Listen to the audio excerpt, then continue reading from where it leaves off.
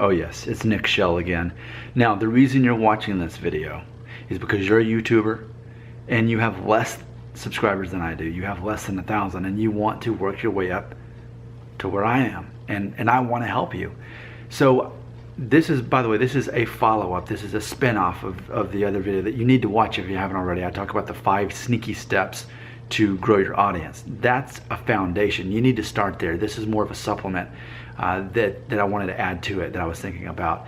So here's something I do in my videos that I was thinking about.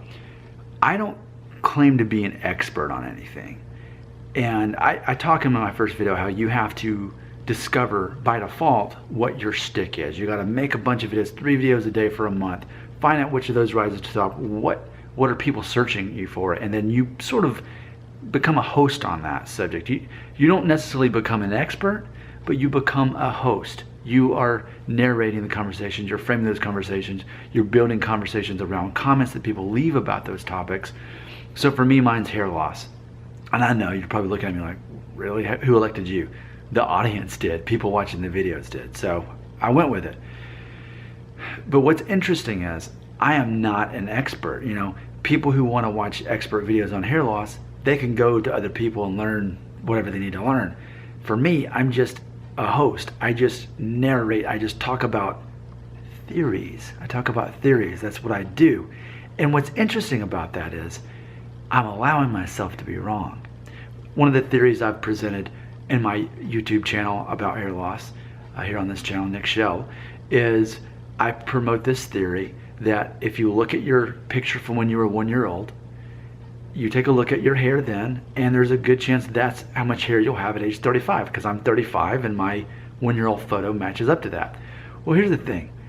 I invented this theory. I believe it's true. My heart is passionate about this. I really think I can help people if they learn about this theory. But I'm the only one in the world talking about it. So there's not any information to prove it's wrong yet.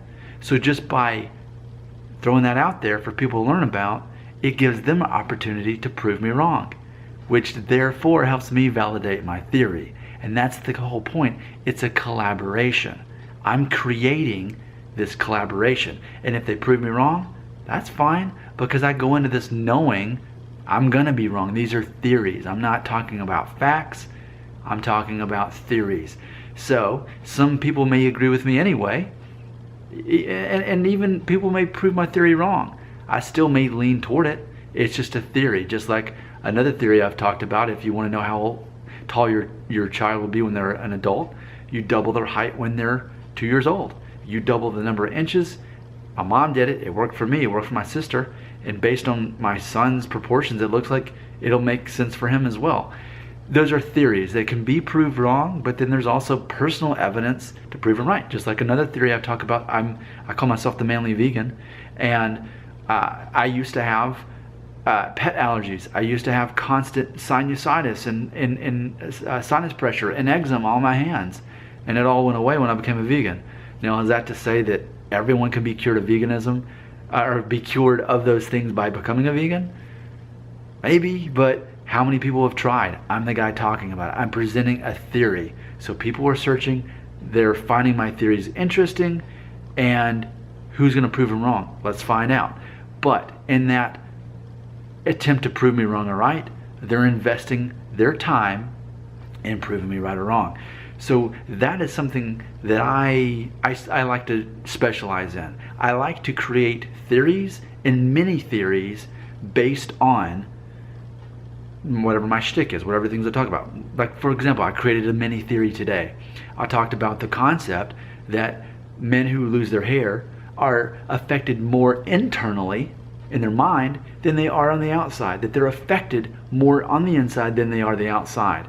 Because that's one of the concepts, is that men don't go around talking about their hair loss in public. It's a private thing that it's a burden that they take privately. So you don't know what these men are going through, yet I do, because I'm one of them and I relate to them. It's a mini theory that can be proved wrong or right. And if people agree with you, good. It helps you build your following. If they disagree with you, but you're cool about it and emotionally intelligent as they disagree with you about it, good. It's a collaboration. It's not an argument. It's not even a debate. It's a discussion. And that makes you relevant.